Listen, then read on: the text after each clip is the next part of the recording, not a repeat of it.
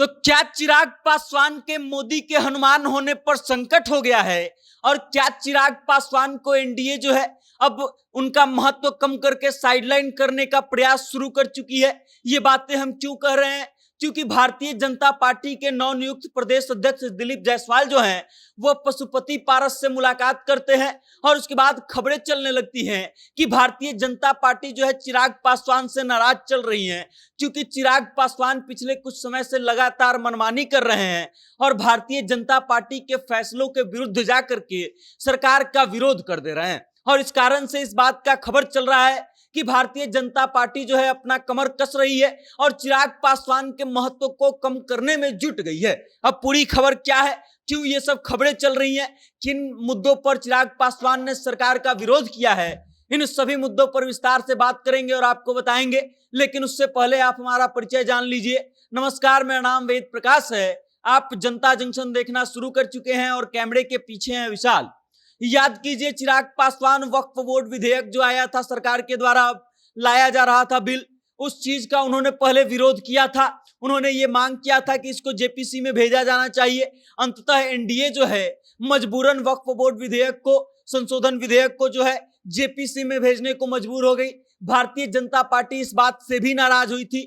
उसके बाद दूसरा मौका आता है, सुप्रीम कोर्ट का आदेश आता है आरक्षण में कोटा के अंदर कोटा देने का, और इस बात का भी विरोध चिराग पासवान खुल करके करते हैं। और इसका भी असर ये होता है कि भारत सरकार और केंद्र सरकार को जो है इस बात पर कैबिनेट मीटिंग करनी पड़ती है। चिराग पासवान उस कैबिनेट मीटिंग में अपना विरोध दर्ज कराते हैं और फिर सरकार ये निर्णय लेती है कि इस आदेश पर फिलहाल जो है सरकार इस आदेश को नहीं मानेगी। उसके बाद तीसरा मौका आता है लेटरल एंट्री विवाद का। लेटरल एंट्री विवाद में होता यह है कि आरक्षण का कोई प्रावधान नहीं होता है और इस बात पर भी चिराग पासवान जो है सरकार का खुलकर विरोध करते हैं। मीडिया चैनलों से बात करते समय कहते हैं कि आरक्षण नहीं देना जो है सरकारों के लिए खराब चीज है और अति पिछड़ा समुदाय के लोगों को वंचित रखने का काम है। और इस कारण से वहां पर भी फिर एक बार केंद्र सरकार को हार मानना पड़ता है। इस पूरे लेटर एंट्री के प्रक्रिया को ही रद्द करना पड़ता है, नया नोटिफिकेशन जारी करना पड़ता है।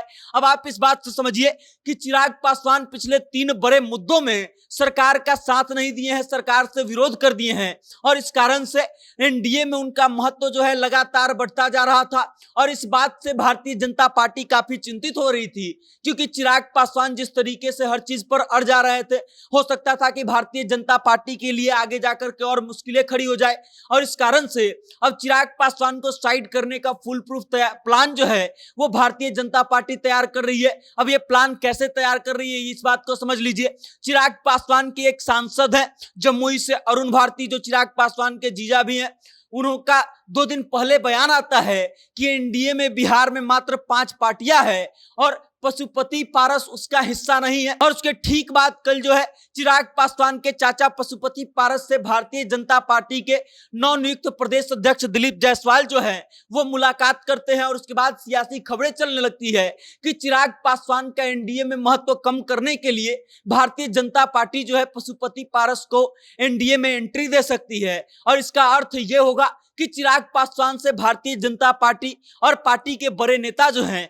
वो कहीं ना कहीं नाखुश हैं। और इस कारण से हो सकता है कि चिराग पासवान जो खुद को मोदी का हनुमान घोषित करते हैं, उनका मोदी का हनुमान वाला पद जो है वो खत्म हो जाए और चिराग पासवान का महत्व जो है सिमट जाए, पशुपति पारस का महत्व धीरे धीरे एनडीए में बढ़ने लगे। हमने पिछली बार देखा था कि कैसे एनडीए में पशुपति पारस का महत्व धीरे धीरे कम होते होते एकदम खत्म हो गया था, चिराग पासवान का महत्व धीरे धीरे बढ़ रहा था। लेकिन अब चिराग पासवान का महत्व इतना बढ़ गया है कि केंद्र सरकार के कई फरमानों पर जो है वो अपना विरोध जता देते हैं और सरकार को मजबूरन इन सब चीजों पर चिराग पासवान की बात को मानना पड़ता है। केंद्र सरकार को वो फरमान वापस लेने पड़ते हैं, नए नोटिफिकेशन जारी करने पड़ते हैं। और अब इन सब चीजों का असर ये है कि भारतीय जनता पार्टी के प्रदेश अध्यक्ष जो है दिलीप जायसवाल वो पशुपति पारस से मुलाकात कर चुके हैं। अब आगे क्या होगा, पशुपति पारस एनडीए में आएंगे या नहीं, इन सब चीजों पर फिलहाल संशय बरकरार है। लेकिन देखना दिलचस्प होगा कि आगे क्या होता है और क्या भारतीय जनता पार्टी जो है चिराग पासवान को साइडलाइन करके एक बार फिर पशुपति पारस को महत्व देना शुरू करेगी। बाकी इस खबर को लेकर के आप क्या सोचते हैं, आपकी क्या राय है, कमेंट करके अपना विचार हम तक जरूर भेजिएगा और देखते रहिएगा जनता जंक्शन। बहुत बहुत धन्यवाद।